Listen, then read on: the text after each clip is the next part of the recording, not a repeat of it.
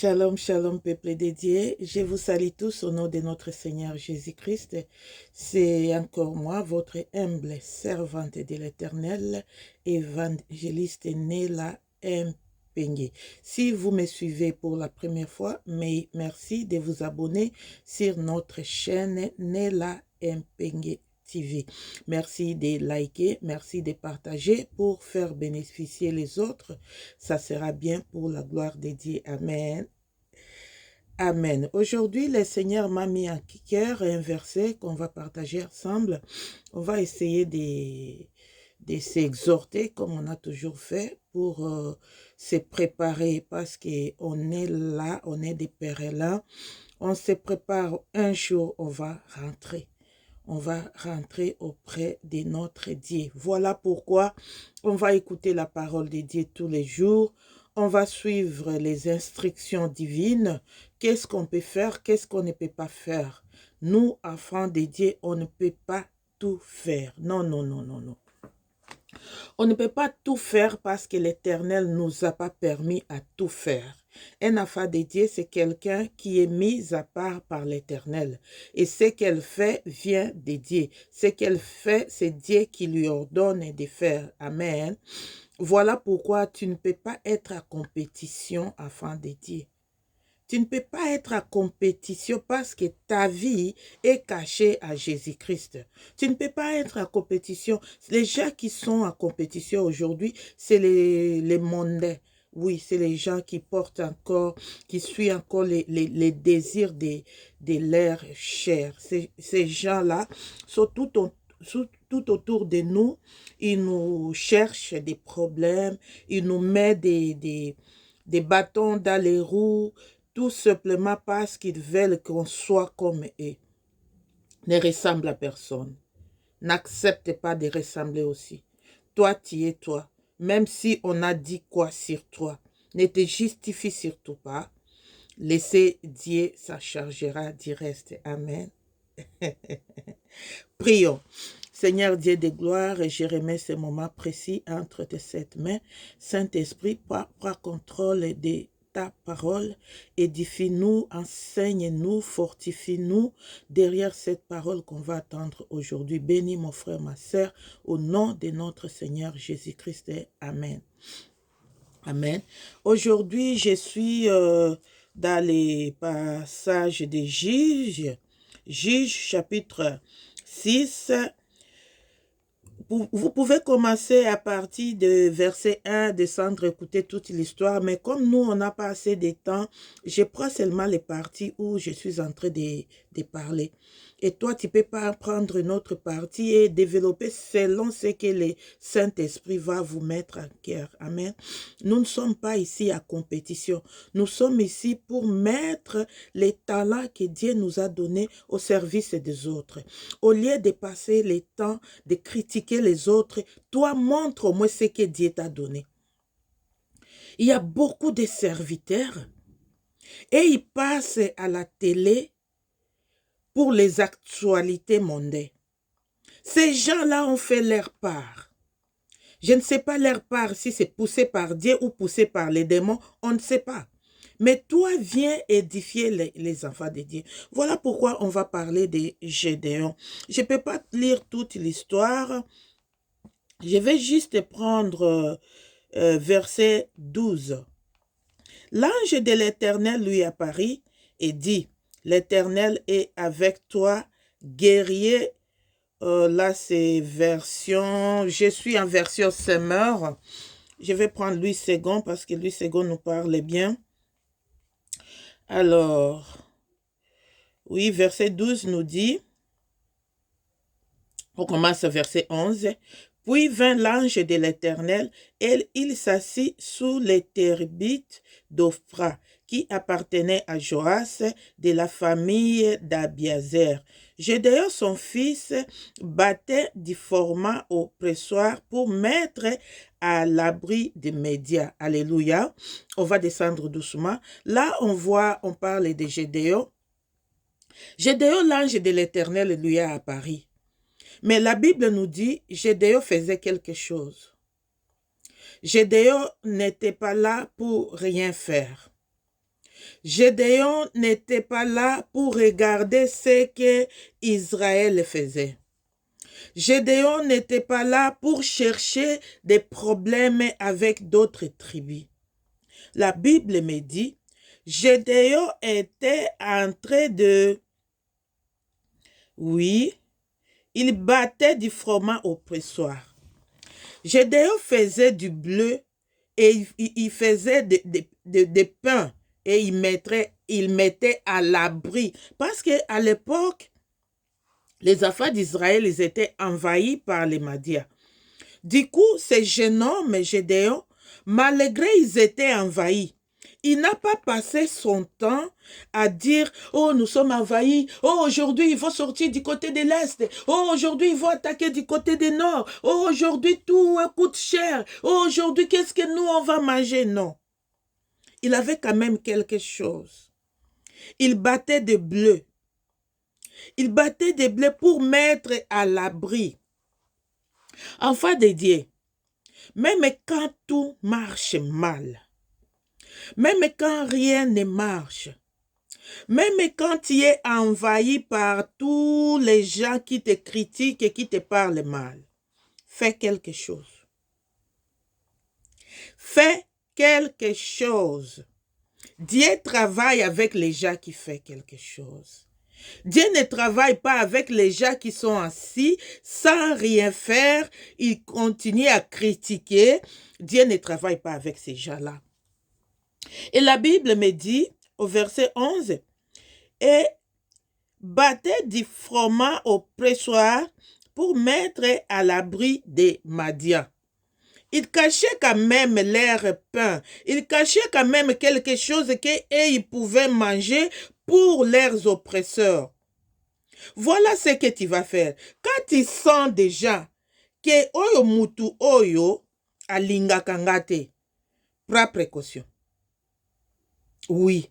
Quand tu sens déjà qu'il y a une attaque qui sort de ce côté-là, ne reste pas là sans rien faire.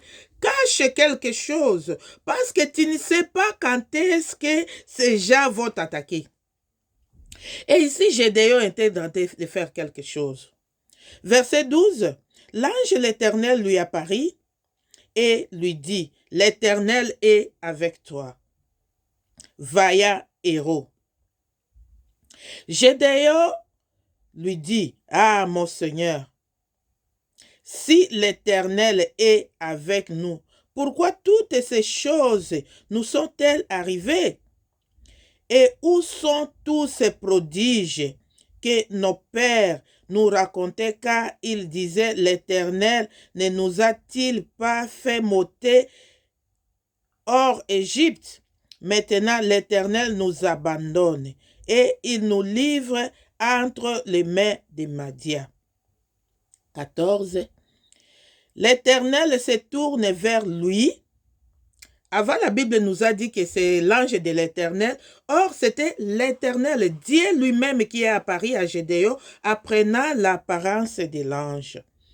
Et ici, au verset 14, l'Éternel se tourne vers lui et dit, « Va avec cette force que tu as et délivre Israël de la main des Madians. N'est-ce pas moi qui t'envoie? » Amen. On va se limiter là. Qu'est-ce que j'aimerais te dire? J'aimerais te parler de l'histoire de Gédéon. Parce que Gédéon, si tu descends plus bas, tu vas voir les Gédéon qui disait à l'Éternel que je suis dans un petit pays, mon tribu est le plus petit. Mon tribu est le plus petit et je suis le plus petit de ma famille. Comment je peux arriver à faire ces choses-là?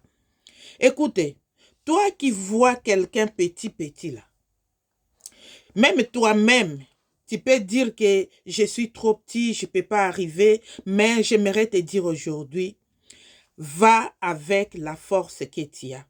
Tu as une force en toi. Tout enfant de Dieu, quand déjà tu as cette idée de faire du pain pour mettre à l'abri, ça veut dire qu'il y a une force en toi. Et Dieu a dit à Gédéon, va avec la force que tu as. Mon frère, ma sœur, la force que tu as, toi, ne se trouve pas en moi.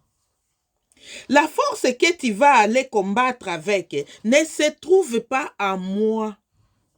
C'est en toi. En moi là. Dans moi, c'est ma force à moi qui se trouve en moi. C'est la force que Dieu a mis en moi. Ce qu'il a déposé en toi, c'est en toi. Ce qu'il a déposé dans tes enfants, c'est dans tes enfants. Tu ne peux pas aller combattre à chercher à prendre la force chez quelqu'un d'autre pour aller combattre avec. Ça ne marchera pas. Voilà pourquoi tu dois arrêter de passer ton temps à visualiser à ce qui peut anini tala ndenge akwei omoni bilamba alataki lelo ayebaka kolata te.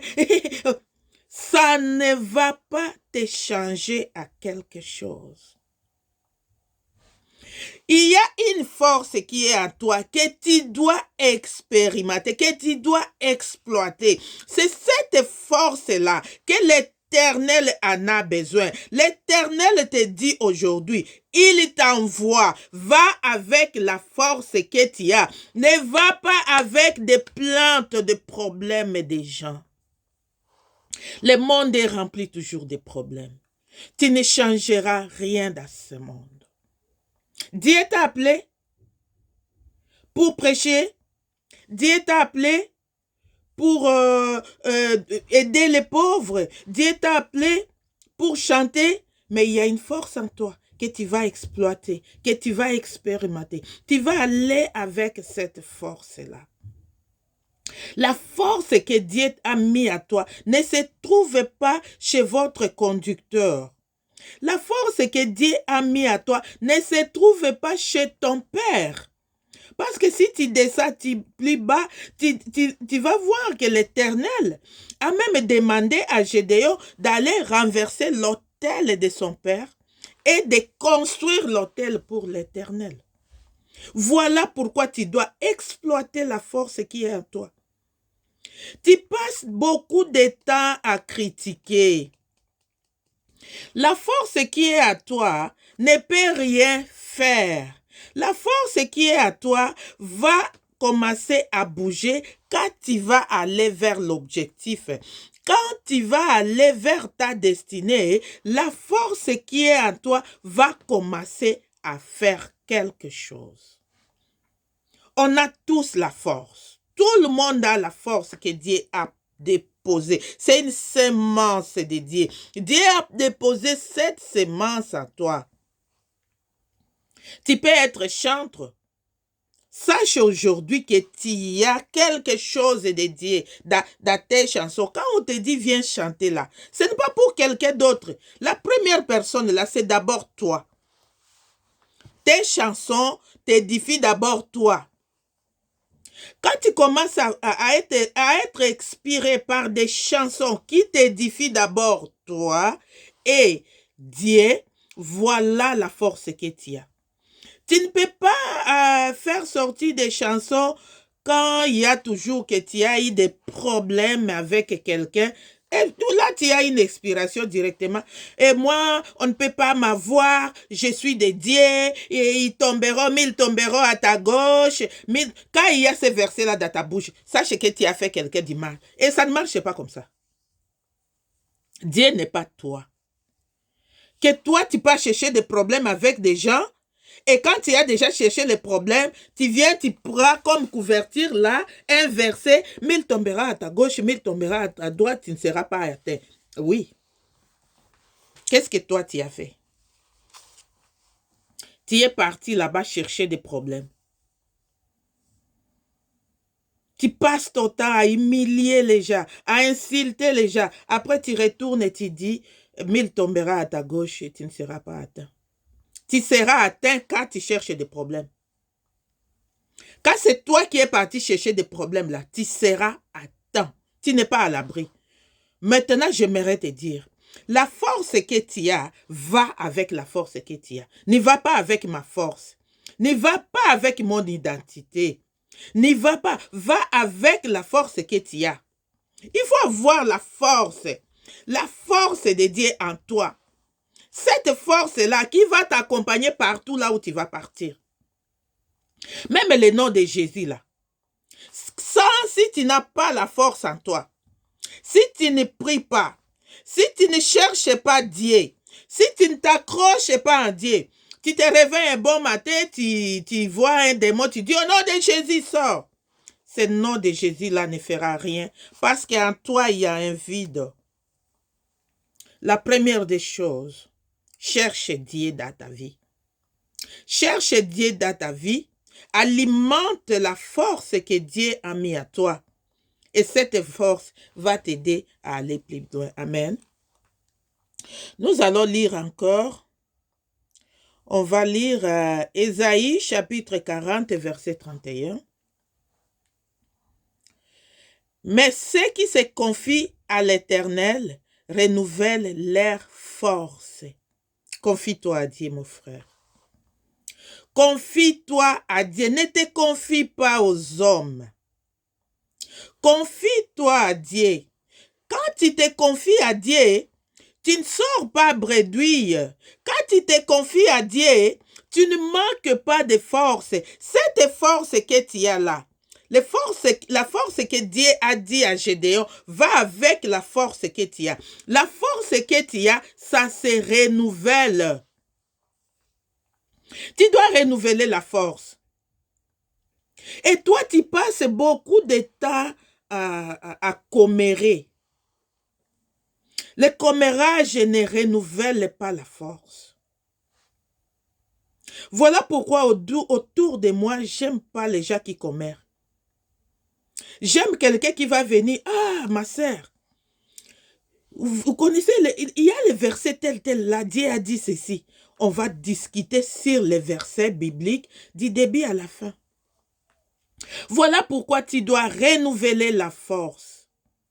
Mon frère, ma sœur, la force que Dieu a mis à toi. Quand il t'a dit va, Dieu t'a dit va. Tu t'es levé, tu es parti. Mais depuis que tu es parti, tu ne renouvelles pas la force. Quand tu ne renouvelles pas la force, tu vas te trouver dans les mains des ravisseurs. Voilà pourquoi beaucoup de serviteurs de Dieu, il y a des gens qui demandent aujourd'hui, est-ce qu'il y a Zaka Mosali Nzambe ou pas? Oui, Nzamba Bengaki.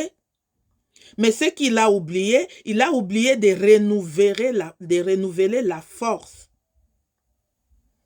Quand tu oublies de renouveler la force, okokende kosomba ba prophétie. Et pas na démon. Bazokende lelo et pas na bato ya milimu mabe, ba pesi bambongo, ba sombi ba prophétie po baya ko influencer bana na Nzambe. Tu achètes des prophéties. Tu oublies de renouveler la force auprès de Dieu, te voilà aller chercher la science occulte pour venir épater le monde. Oui, continue à épater le monde. Mais le royaume des cieux, ça n'a rien à voir avec toi. Voilà pourquoi tu ne peux pas rester là, voir, hey, lui, il m'a dit seulement ce que je sais. Mais toi, tu sais déjà, c'est déjà quelque chose. Est-ce que ce que toi, tu sais là, tu as besoin que quelqu'un d'autre te dise? Tu as juste besoin de renouveler ta force. La Bible dit, ceux qui se confient à l'Éternel renouvellent leur force. Ils prennent le vol comme les aigles. Si tu veux renouveler ta force, là, confie-toi à Dieu. Confie-toi à l'Éternel. Ne te confie pas aux hommes. Ne te confie pas à ton mari. Ne te confie pas à tes enfants. Confie-toi à l'Éternel. La Bible me dit, si tu veux renouveler ta force, confie-toi à l'Éternel. Ne te confie pas aux hommes, mon frère, ma sœur. Les hommes sont là pour critiquer. Ils vont critiquer même les choses qu'ils ignorent. Ils critiquent. Et nous, on ne changera pas ça. Tu ne dois pas changer, ne cherche même pas à changer. Confie-toi à l'Éternel pour renouveler ta force. Quand tu renouvelles ta force, la Bible me dit, ils prennent le vol comme les aigles. Quand tu te confies à l'Éternel là, tu es au-dessus de tout le monde. Parce que tu voles comme un aigle. Un aigle ne marche pas par terre. Il vole très haut. Voilà ce qui va se passer par terre là. Va pas t'intéresser. Tu n'as pas le temps de chercher qui a dit, qui a vu, qui a parlé. Non, tu es là-bas. Alors confie-toi à l'Éternel pour renouveler la force que tu as. Et puis tu seras haut. Et il court et ne se lasse point. Il marche et ne se fatigue point. Tu veux marcher sans te fatiguer? Confie-toi à l'Éternel. Tu veux courir sans se lâcher? Confie-toi à l'Éternel. Tu veux prier sans te fatiguer? Va te confier à l'Éternel. Tu veux renouveler ta force? Confie-toi à l'Éternel. Amen. Dieu est là, il t'attend. Notre Seigneur Jésus-Christ, il est là, il t'attend. Crois à lui, confie-toi à lui. Il est le seul qui va t'aider. Il est le seul qui ne va pas parler mal de toi. Il est le seul qui ne va pas divulguer les secrets. C'est Jésus. Quand tu vas comprendre ces choses, même tu es trahi par quelqu'un que tu croyais, il est proche, ça ne te fera rien. Parce que tu dis, c'est un homme. Voilà pourquoi tu dois te confier à Dieu. Et puis n'oublie pas, quand tu te confies à Dieu, quand tu renouvelles ta force, il t'avertit tout ce qui va venir. Oui, Dieu parle. Il va te dire, il y a ça, ça, ça, ça. Même quand tu ne peux pas comprendre bien l'explication, mais le jour où la chose va arriver, oh, le Seigneur m'avait dit. Et tu vas continuer à louer Dieu et tu vas continuer à chercher la face de Dieu. Amen. Prions. Seigneur, je laisse ce moment, je laisse ta parole entre tes 7 mains. Bénis mon frère, ma soeur qui a eu le temps de me suivre. Bénis ta parole, tout ce qui est démoniaque au nom de notre Seigneur Jésus-Christ. Nous les lions et jetons loin de nous. Merci de renouveler notre force. Merci de nous donner l'attendement. Merci de nous ouvrir les oreilles spirituelles pour qu'on approche auprès de toi, Seigneur, pour qu'on soit toujours là devant ta face, Seigneur, pour renouveler notre force. Bénis tout et chacun de nous au nom puissant de notre Seigneur Jésus-Christ. Amen. Amen. Que le Seigneur nous bénisse.